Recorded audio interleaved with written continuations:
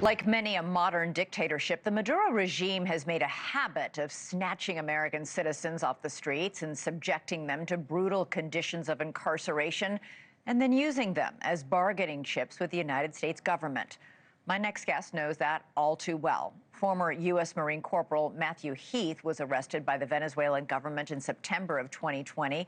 He was accused of acting as a terrorist and spying for President Trump.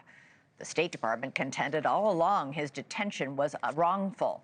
Heath endured dire, terrible conditions during his captivity. His mother said he was very sick behind bars. He was denied medical help and other basic human rights. Heath was finally released in October 2022 as part of a prisoner swap. He says there are still 5 other Americans being held in Venezuela. He, along with the nonprofit organization he works with, are pushing for their release. Matthew Heath joins us now, and also joining us is Brian Stern, friend of the show and founder of Gray Bull Rescue. Also a veteran, Stern rescues Americans and allies from dangerous situations around the world. Just last month, he helped Venezuelan opposition leader Maria Corina Machado flee the country in a daring operation to receive her Nobel Peace Prize in Norway. Thank you, gentlemen, both for joining us. Matthew, I'm going to start with you. You spent years in a Venezuelan prison. What is your reaction tonight to Maduro's capture, to the fact that it is Maduro tonight who is in prison?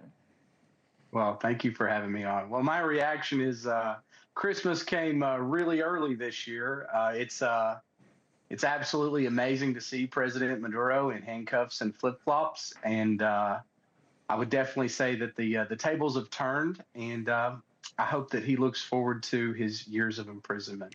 Matthew, you were arrested while you were traveling through Venezuela. You were in prison there for 2 years. Can you describe what the conditions were like, how you were held? Yeah, absolutely. It was a combination of several components. So first of all, the Venezuelan military intelligence are sadists. They enjoy, they're bullies. They like hurting people when they can't defend themselves. And Maduro's the head of that organization. You know, we saw a month ago he was screaming on television to come and arrest him, and don't take too long, you cowards. And it looks like now that he's in New York, we see the videos coming out of the DEA. He's extremely polite, saying Happy New Year's, good night. He's much more polite now that he's in prison. So he's a classic bully. But the prison's terrible. You know, there's torture, there's no human rights. It's a maximum security prison in a very poor country. Yeah. There's not often running water. The food is unreliable. It's brutal. Our thoughts and prayers go out to the 5 Americans that are down there right now. Yeah, I know. Brian, you were just literally, you were just on the show right before Christmas because you pulled off this incredibly audacious extraction of Maria Machado from Venezuela, probably one of the most famous people in Venezuela, hunted by Maduro's forces. First of all, your reaction not only to Maduro's arrest, but also to the stunning military operation that took place, having just done one of your own on a much smaller scale, but still equally daring and equally successul. Yeah, this is, again, this is like lighting up a Christmas tree for the first time. This is like having the most amazing tiramisu that you could ever find.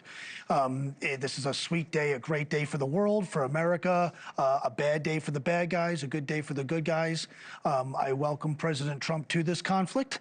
We've been working in Venezuela for a very long time. Maduro has been horrible, and the Chavistas have been horrible for almost 3 decades. And the audacious nature of this operation is just absolutely amazing. It really is. What the boys pulled off is great. A lot of men, a lot of brave men and women, a lot of technology, all the pieces coming together, all the pieces coming together seamlessly to do what is great TV It really is, but from a tactical perspective, truly remarkable. The idea that Maduro and his wife didn't know what was going on until 3 minutes before. 3 minutes before, having done Maria, the Golden Dynamite, Maria, what we call Golden Dynamite, Maria's operation. That was the name of the mission to rescue Maria Machado. Was equally as complicated. We had to use, we were using propane tanks to stay warm. We were much more low-vis and much more quiet. It was 3 brave Americans, me and 2 other guys, and a group of our local friends that made that all happen.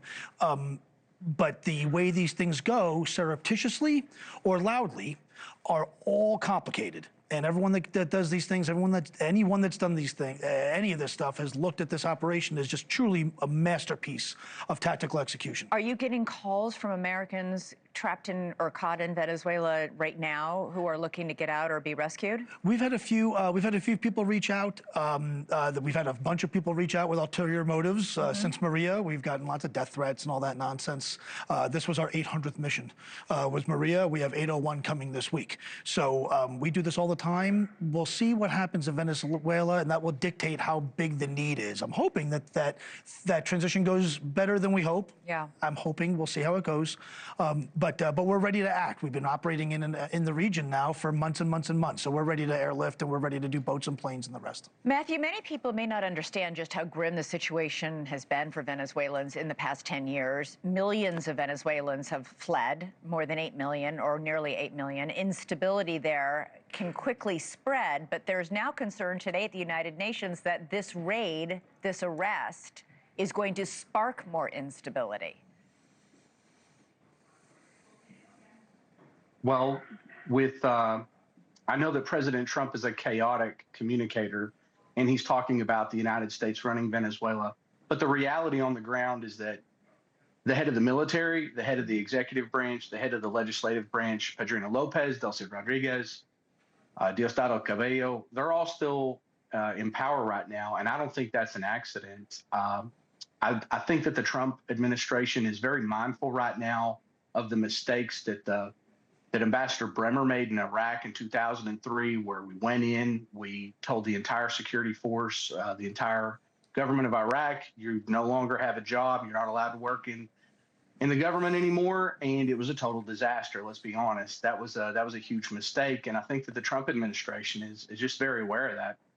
That being said, I know that the Trump administration isn't communicating their plan, but that doesn't mean that they don't have a plan. Right. It appears to me that they are negotiating a transitional government, and I think the best way to handle that is to leave some people in charge. Delcy Rodriguez knows that if Delta Force can go in and get Nicolas Maduro, they can come right back and get Delcy Rodriguez. So I don't think we're going to have a lot of problems out of Delcy over the next couple of months. All right. We shall see. It's an unbelievable time we're living through. Matthew Heath, Brian Stern, thank you both so much for joining us. Really appreciate it. Thank you for watching. Subscribe below and download our NewsNation app right now on your phone, and you will get fact-based, unbiased news for all Americans.